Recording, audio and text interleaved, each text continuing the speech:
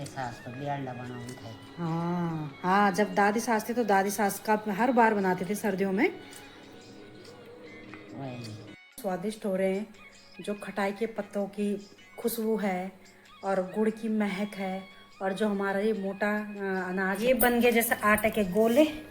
और ये बड़ी बड़ी पत्ती निकालेंगे छांट छांट के। और पुराना तरीका होता है कि घास में पानी डाल के और फिर उनको उसके ऊपर इन पत्तों को रखा जाता है, तो तब इनको स्टीम किया जाता है। और उसको मतलब अपने एक स्वरोजगार भी हो रहा है, और अपने उत्तराखंड की जो हमारे पकवान हैं इनका प्रचार प्रसार भी हो रहा है, और सबका स्वास्थ्य को स्वस्थ रखने में मदद कर रहा है। और धुआं आ गया अच्छे से, पानी उबल गया, बस अभी लास्ट है, अब इनको रख देंगे।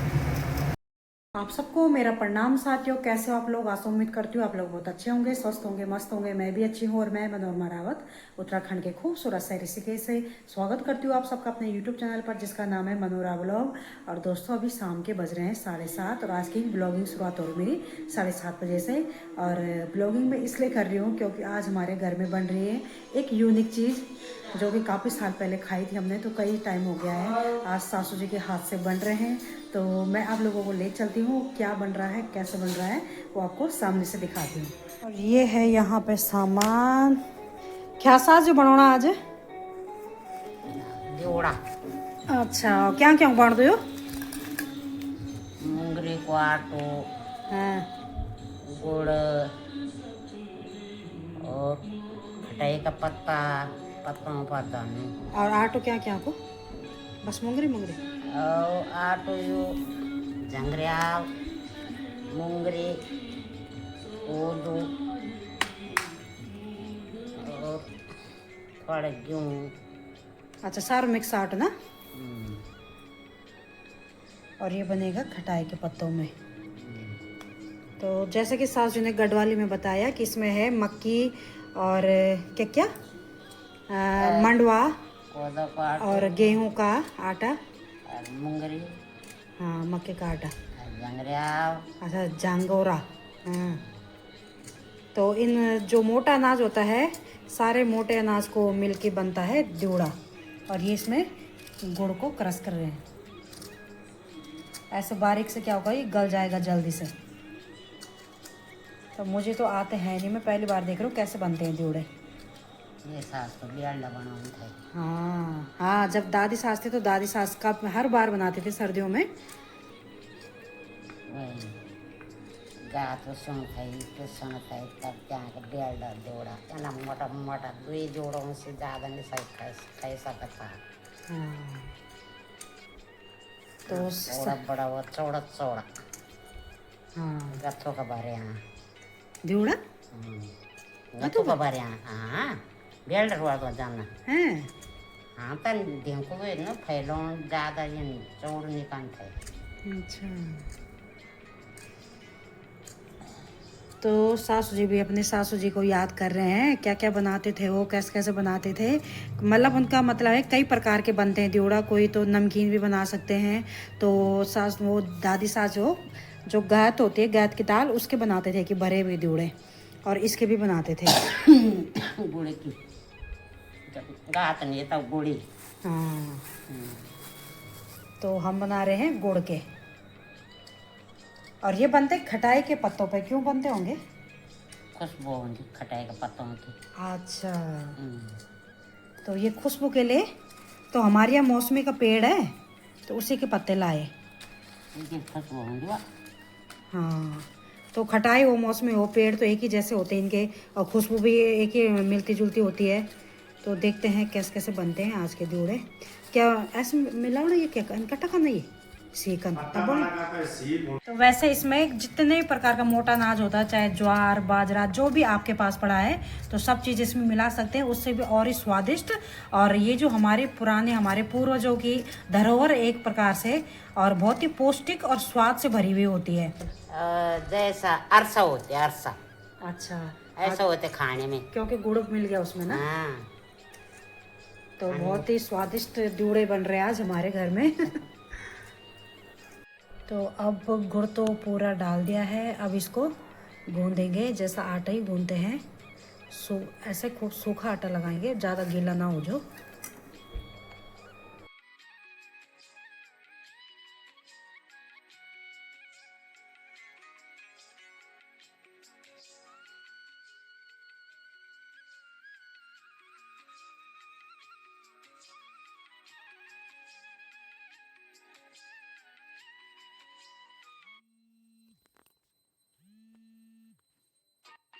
तो साथियों अभी हमने यहाँ पे बड़ा पतीला ला दिया। अधिक कृष्णा आ रहा बीच में। ये बड़ा पतीला लाया क्योंकि छोटे पे वो कम पड़ रहे थे, तो हमें लगा कि इसमें पूरे फैला के, पुराना तरीका होता है कि घास में पानी डाल के और फिर उनको उसके ऊपर इन पत्तों को रखा जाता है, तो तब इनको स्टीम किया जाता है। और जैसे हम पथूड़ वगैरह बनाते तो हम चम्मच वगैरह रखते, तो पहले हमने वही सोचा कि चम्मच वगैरह से हो जाएगा, पर उसमें ना ऊपर नीचे हो रहे थे। तो हमने सोचा क्योंकि हमारे पास तो घास भी है, क्यारी है घर में, तो फटाफट से अभी लाए और घास बिछा दी। अब इसके ऊपर पूरे फैला के रखेंगे और देखते हैं कितने बनते हैं। तो आज साथियों मैं देख ही रही थी, वीडियो बना रही थी, सासू जी ने कहा कि मैं खुद ही बना लूँगी तो किनारे रहे, तो मैं उनकी छोटी मोटी हेल्प कर दे रही थी।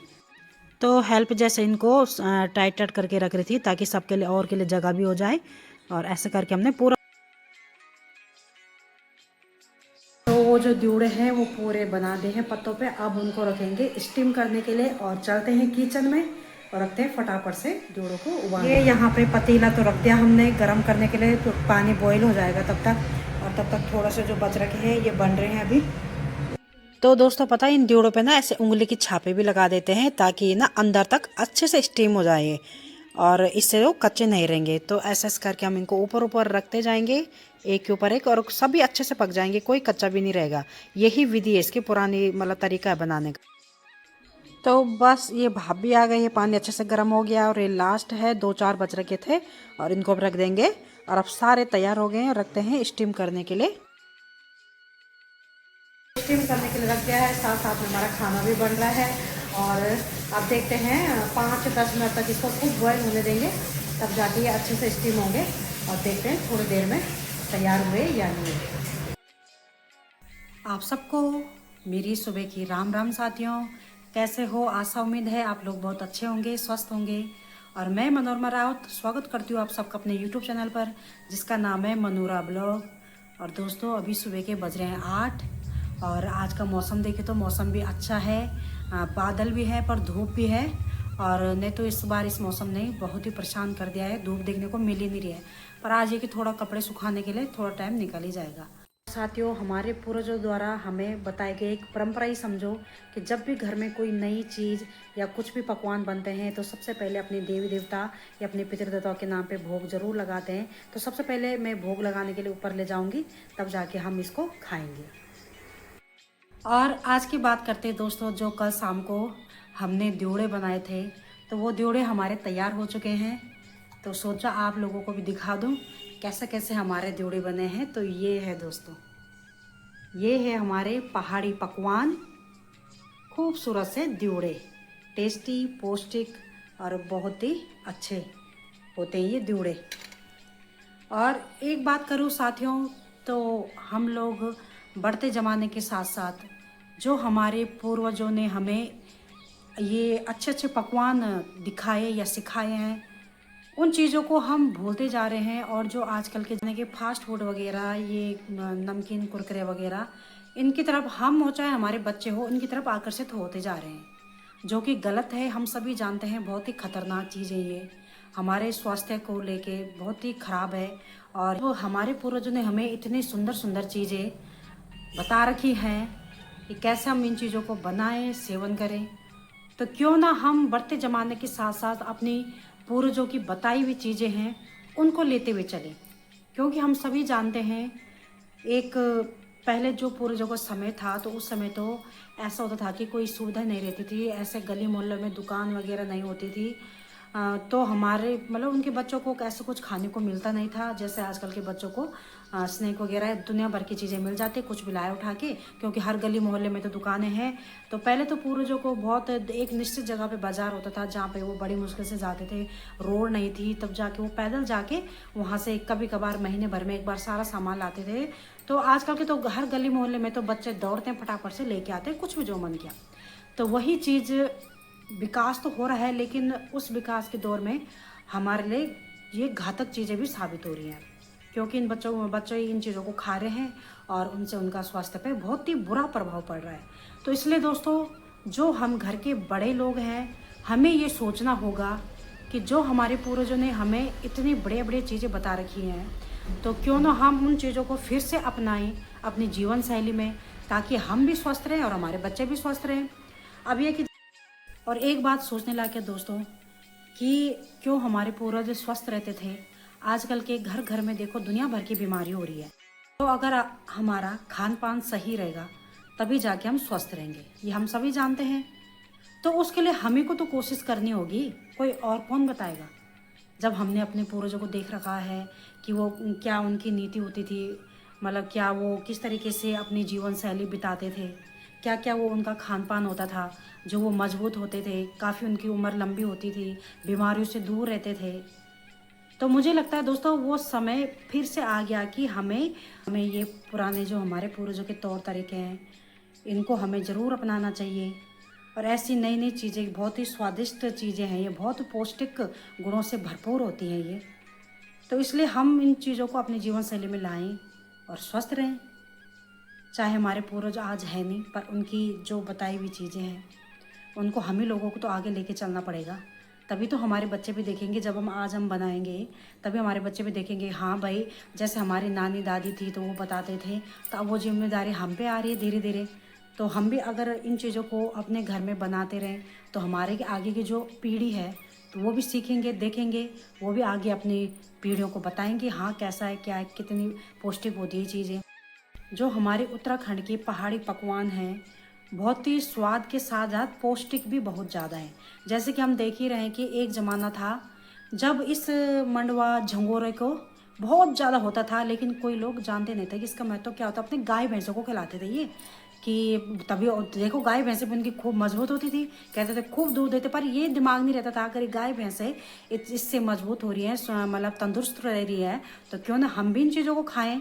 तो उस समय पहले पहले बीच में एक समय था कि तो अपने जानवरों को खिलाते थे।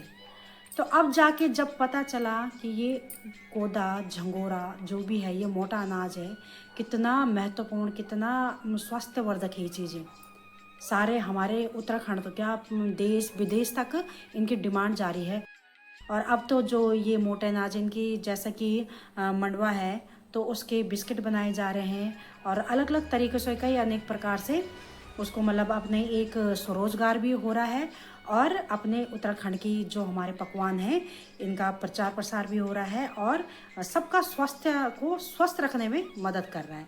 तो क्यों ना दोस्तों हम भी ये पहल आगे बढ़ाएं और अपने अपने घर में जो जो हमारी नानी दादी बनाती थी, तो उस जिम्मेदारी को हम निभाएं अब और अपने परिवार को स्वस्थ रखने में मदद करें। और इससे क्या है कि धीरे धीरे हर किसी के घर में बनेगा, तो इससे हमारे उत्तराखंड के जो पकवान हैं तो सब धीरे धीरे इसका प्रचार प्रसार भी होगा, तो हमारे उत्तराखंड का नाम भी होगा। तो ये जिम्मेदारी तो हमारी बनती है ना, हमें अपने साथ साथ अपने जो हमारा राज्य है इसका नाम भी रोशन करना है। तो इसलिए दोस्तों मैं तो यही चाहती हूँ कि जो हमारे पहाड़ी पूर्वजों के बताए हुए पकवान हैं उनको फिर से चालू करें। जो जो चीज़ें हैं ज़रूर अपने घरों में बनाएं और खाएं और स्वस्थ रहें। तो जैसे ये बनाए हमने, तो जैसे कि ये बना रखे साथियों हमने, तो ये एक साथ तो कोई, और ये जो खटाई का पत्ता है ना, इसका इतना बढ़िया खुशबू आती है, इसकी सुगंध आती है, तो इसको हम हटा देंगे और इसके कर लेंगे हम ऐसे पीस। अगर आपको ऐसे पसंद है तो आप ऐसे भी खा सकते हैं। और बस ये हो गए तैयार ऐसे करके। जितना आपको खाना है आप थोड़ा थोड़ा करके निकालते रहो, खाते रहो। तो ये देखो साथियों मैंने काट लिए हैं। अगर आपको हाथ से खाना पसंद है तो हाथ ही से खाओ। वैसे हम पहाड़ी लोग हैं, हम तो हाथ ही से खाना पसंद करते हैं। हाँ, पर अगर आप चम्मच से खाना पसंद करते हो चम्मच से खा सकते हैं। तो साथियों ये जो ड्योड़े हैं सच में इतने स्वादिष्ट हो रहे हैं। जो खटाई के पत्तों की खुशबू है और गुड़ की महक है और जो हमारा ये मोटा अनाज है, इसका जो स्वाद आ रहा है बहुत ही स्वादिष्ट हो रहे हैं। और मतलब मैं बता नहीं सकती, अगर आप लोग बनाओगे खाओगे तब आप लोगों को पता चलेगा कि हाँ कितना स्वाद से भरपूर है ये और स्वास्थ्यवर्धक भी है। तो और इसको चाहे आप चाय के साथ लो, जैसे भी लो, भूख लगे तो जब मर्जी ले लो।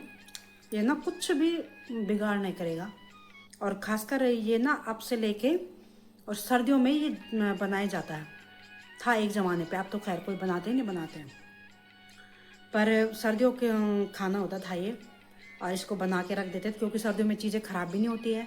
और इनको बना के रख दिया और बच्चे जैसे भूख लगी बच्चों को तो स्नैक के टाइप में इसको खाना पसंद करते थे। आए उठाया खाने लगे। और इससे क्या मोटा अनाज पेट भी हमारा भर जाता है, भूख लगने की कोई वो नहीं ज़रूरत, मतलब लगती नहीं है भूख। इससे खा के 2-3 खा लेकर आपने ना पेट फुल हो जाएगा। तो ये है कि हमारा मतलब जो हमारा फैट है वो बैलेंस में रहेगा, ज़्यादा मोटे भी नहीं होंगे और ये कि पेट भी हमारा भरा रहेगा और स्वस्थ रहेंगे इस स्वास्थ्यवर्धक खाना मतलब चीज़ें खा के। तो इसलिए दोस्तों आप भी ज़रूर बनाएं। बहुत ही आसान प्रक्रिया बनाने की जो मैंने बताई आपको, आपने पीछे देखा ही होगा।